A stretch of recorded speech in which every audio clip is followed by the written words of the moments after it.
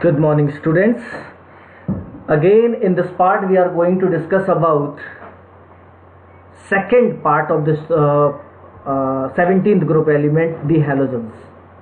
In first part, we had discussed about physical and chemical properties of 17th group elements. In this part, we discussed about important compound of elements of 17th group, the halogens. First important compound of halogen is chlorine. It is chlorine gas. Very important and very important laboratory reagent also it is. Preparation of chlorine by heating manganese dioxide with concentrated hydrochloric acid. Second method is also given, but in this method the source of HCl is NaCl plus H2SO4. NaCl, we have lot of NaCl, so no issue with that. That's why second one is also an important method for preparation of chlorine gas. In both the reaction, HCl oxidize into Cl2 and MnO2 reduce into MnCl2. Second reaction is also there, in where HCl again oxidize into Cl2, but KMnO4 will act as oxidizing agent and reduce itself into MnCl2, and the Deacon's process, the industrial process for preparation of Cl2 gas, HCl plus O2 gives CuCl2 plus H2O plus Cl2, and the electrolysis process, where you already learned in electrochemistry chapter the electrolysis of concentrated sodium chloride solution, in which due to overpotential Cl2 come out, and by that process industrially also chlorine can be prepared. Properties of chlorine is also very interesting. It is greenish yellow gas, as I already mentioned, but pungent and suffocating odor. You cannot even inhale this gas even for a second. It is about 2 to 5 times heavier than air.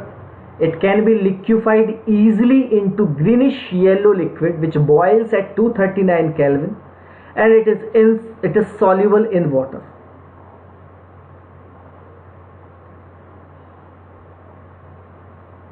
Kelvin is the boiling point. It reacts with almost each metal and non-metal and form their chlorides. Like I react with aluminium for aluminium chloride, phosphorus with PCl3 as well as PCl5 also, NaCl, S2Cl2, FeCl3.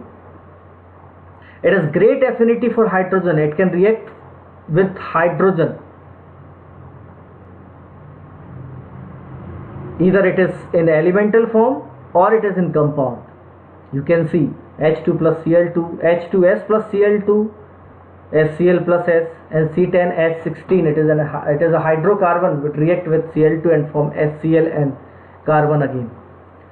The next is very important reaction of Cl2. When it react with cold and dilute alkalis, chlorine produces a mixture of chloride and hypochlorite, but the hot concentrated gives chloride and chlorate. Both the reaction asked in many examinations, NaOH plus Cl2. Both the reactions are disproportionation reaction, where Cl2 itself act as oxidizing as well as reducing agent. In all these reactions, disproportionation reaction, it happens. Generally, almost many non-metals like phosphorus, sulfur, halogens, chlorine, bromine and iodine, and these non-metals generally react with alkalis and disproportionate. You can could see examples in nitrogen family also, in sulfur family also.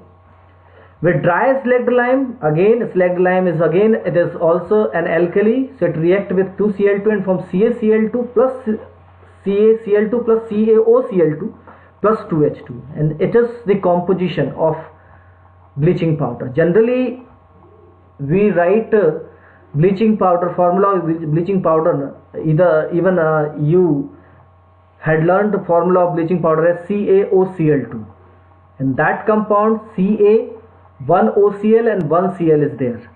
Here in CaOCl2 we took one OCl, NCA, and from here we took Cl. So that compound is just a representation, simplest ratio of these all only. Otherwise this is actually composition of bleaching powder. But sometimes we found compound CaOCl2 where CaOCl and Cl is there. In that case, in part of OCl chlorine is +1 and in part of Cl chlorine is -1. That's why sometime question came or asked the oxidation state of chlorine in bleaching powder, CaOCl2, calcium oxychloride. So remember, in calcium oxychloride, one Cl is in +1 oxidation state, another Cl is -1 oxidation state.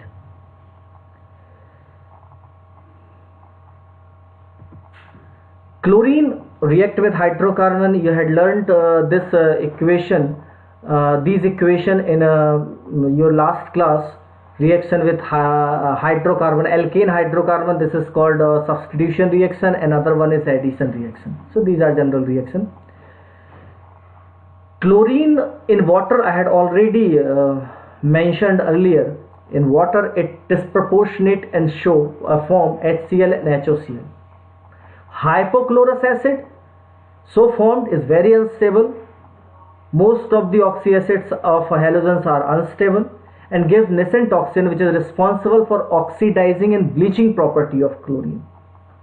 It bleach vegetables or organic matter in presence of moisture. Bleaching generally means to oxidize.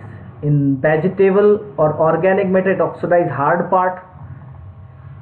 In colored substance it oxidizes the substance into colorless substance. In wood pulp it oxidizes hard part of wood. So bleaching means just to oxidize. Small oxidation, right?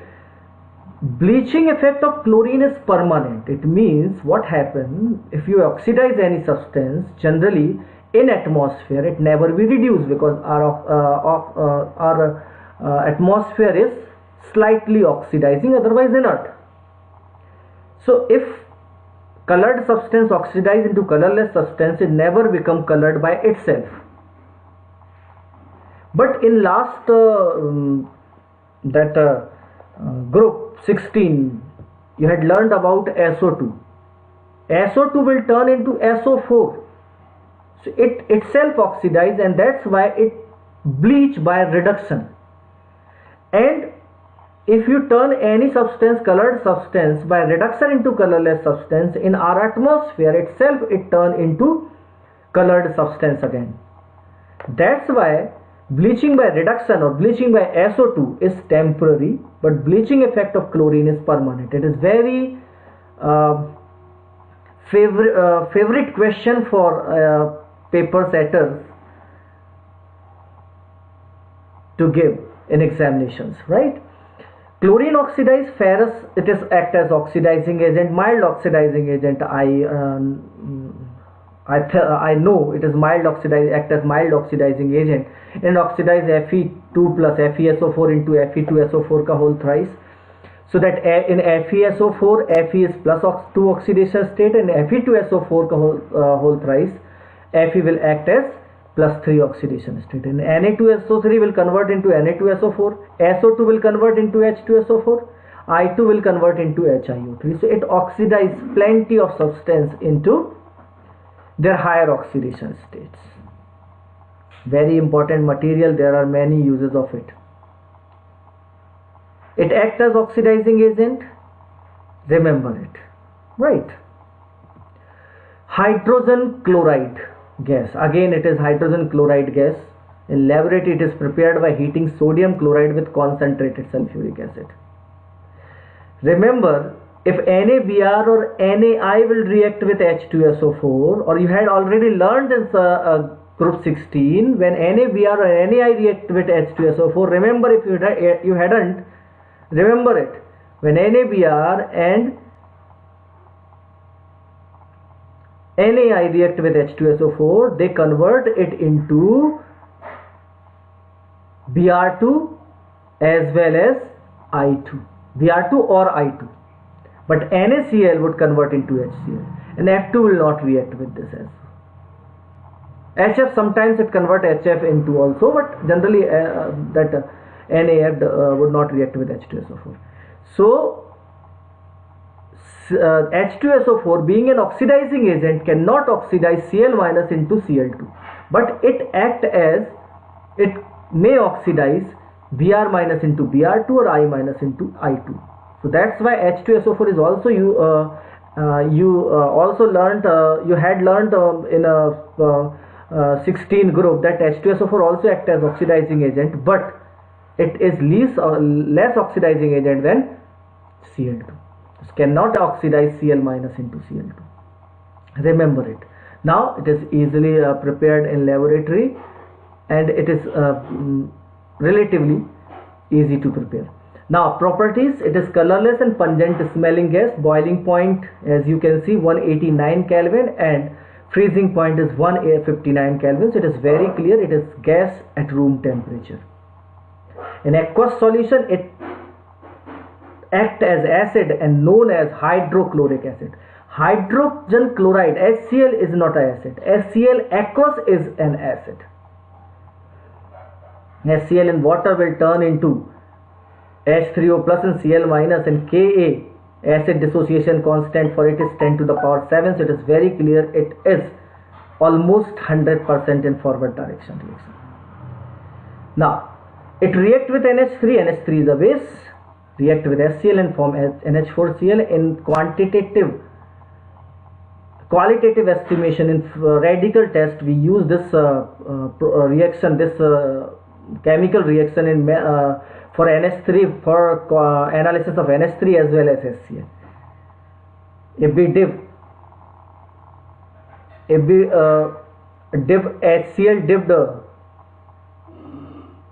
glass rod in NH3's evolving solution, white fumes form, and vice versa is also true, right? We know, and I had discussed with you already, that, and remember it, in nitrogen family you had discussed,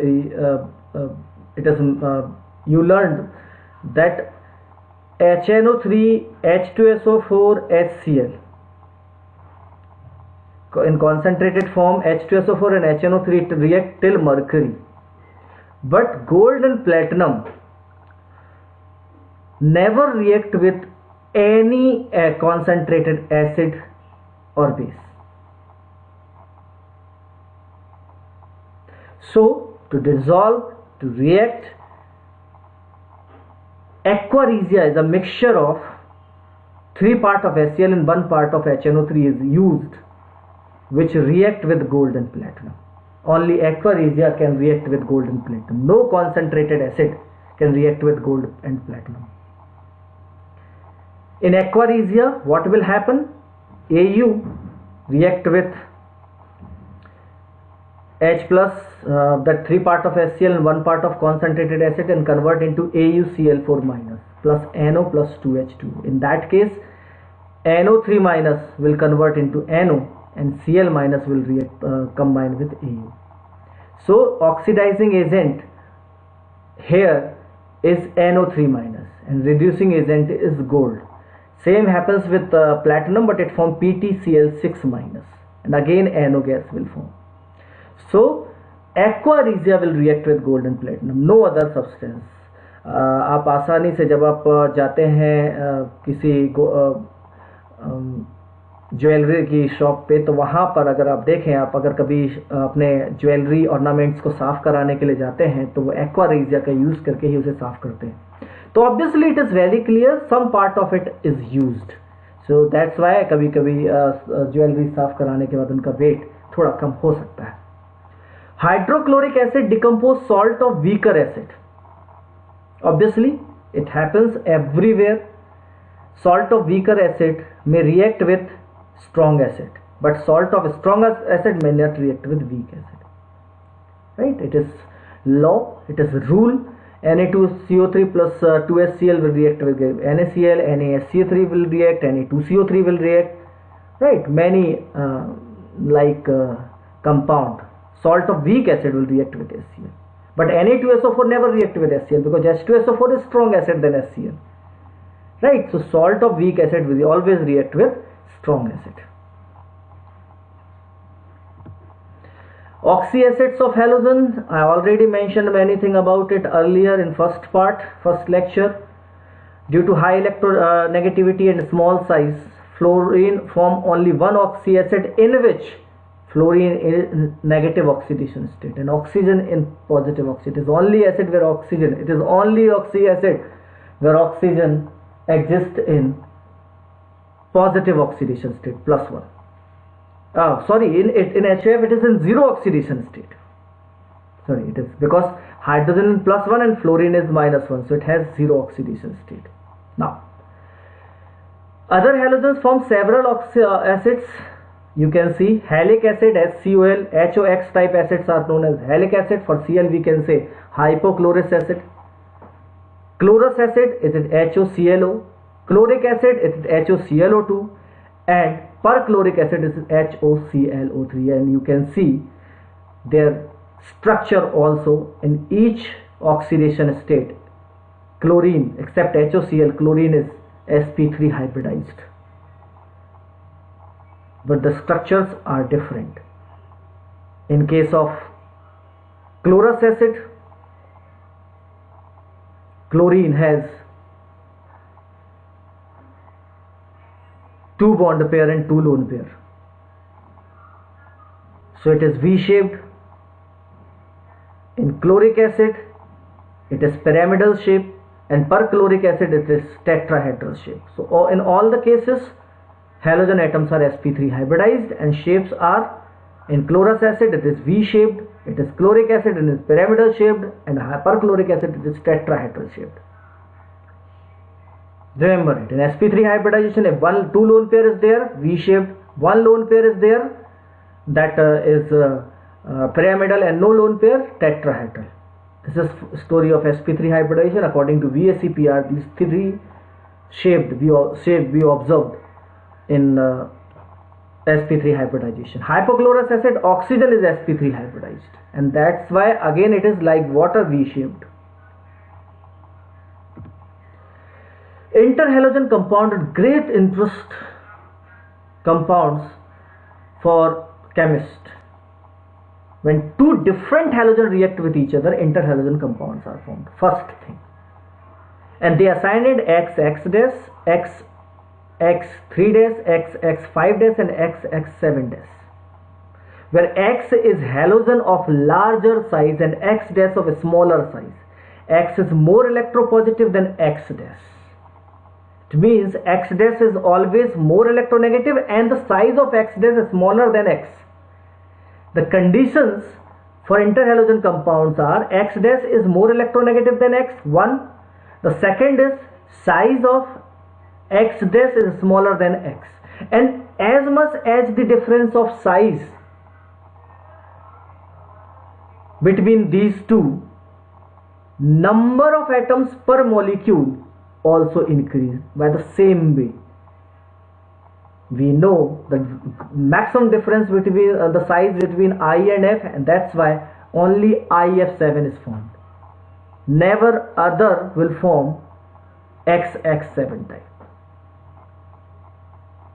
And else are just written story like Cl2 and F2 will react. They directly react with each other. Equal volume, whenever that ratio is different, in that case this will be ClF3 like, or other cases possible, right? So Cl2 plus 3F2, by mistake I had written at 573 Kelvin, this is ClF3. fluorine in excess, Cl2 plus I2 ICl, equimolar mixture, Cl2 plus I2 ICl3, fluorine in excess. So it is just the ratio, as ratio varied, that number of surrounding atoms increase, but maximum for IF7. And because this is maximum difference. And remember, as the difference decrease, stability is also decrease, right?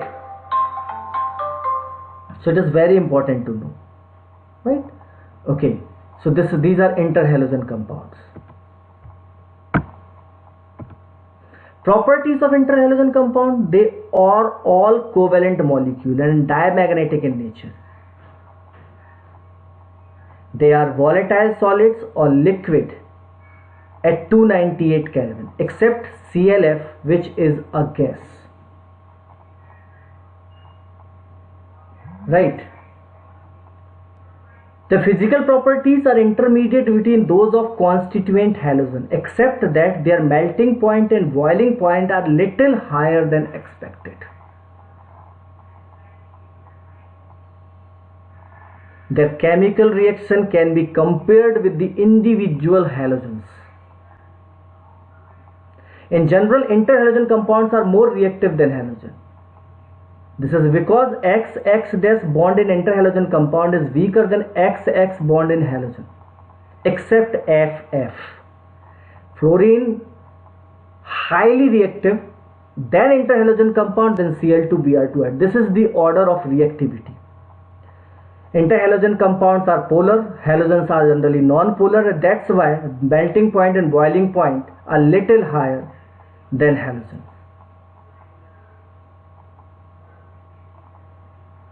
Right? All these undergo giving halide ion derived from the smaller halogen, and hypohalite, halite and halate perhalate anion derived from the larger halogen one. Whenever they hydrolyze, they convert into HOX and HX-. It means that large atom convert into hypohalite, halite, halate or perhalate. It form, large one form oxyacids, smaller one form hydroacid. X-dex will form hydroacid, and HOX, HOXO, HOX2, HOX3 they form X will form oxyacid. This compound can be used in non-aqueous solution. This is also a very important use for them. Interhalogen compound are very useful fluorinating agent. ClF3, BrF3 are used for the production of UF6 in the enrichment of uranium-235. By this way, percentage of uranium in pitch blende increase. So these are properties of halogen. Interhalogen compound structure of interhalogen compound is also very important, came in various examinations many times. Remember, I'm just sharing with you a basic of it. Number of hybrid orbital can be given as V plus M plus C minus A by 2. If we first, whenever we are trying to analyze the structure, we first know number of hybrid orbital by this formula, where V is number of valence electron, M is number of monovalent atom, C is cationic charge, A is anionic charge, right? Number of hybrid orbitals include lone pair as well as bond pair electron, and number of hybrid orbitals also define hybridization. In case of XX-, let it is ClF. In that case, Cl has 3 lone pair electron, and fluorine also has 3 lone pair electron, and one electron shared with each other. So that's why I'm just figuring out here the lone pair and bond pair at central atom. In XX-3, let ClF3. So Cl has 7 valence electron, so 7 plus fluorine is monovalent atom, so 7 plus 3, 10 divided by 2, so we get 5. And if we get 5, it means hybridization will be sp3d, 5 hybrid orbitals. But in ClF3 we can see 3 bond pair also, so remaining is lone pair, so 3 plus 2 sp3d, and according to VSEPR shape is T-shaped. So X3 interhalogen compounds have T-shaped always. They have 3 lone pair, 3 bond pair and 2 lone pair. In case of X-5, like BrF5. So Br again 7 valence electrons, fluorine 5 monovalent, 7 plus 5, 12 by 2, so 6. We can see 5 bond pair, 1 lone pair is there. So 5 plus 1 is equal to 6. So hybridization is sp3d2, and in X-5 the shape is square pyramidal. In X-7 there's no lone pair. By the same formula you can see IF7 sp3dt d3 and pentagonal bipyramidal is the same. There are shape of these molecule. One is T-shaped, square pyramidal, pentagonal bipyramidal, and the remaining CLF is linear. Some properties given in your book, but I'm not suggesting you to go through that physical state or color, otherwise they are very confusing. But just go through the structure. I already mentioned those structure. And here is your assignment. These are very important questions, came in various examinations. So this is your assignment. In next slide we will discuss these questions or other possible or other FAQs in next slide, next lecture also. So this is all about your 17th group element, the halogens. Thank you.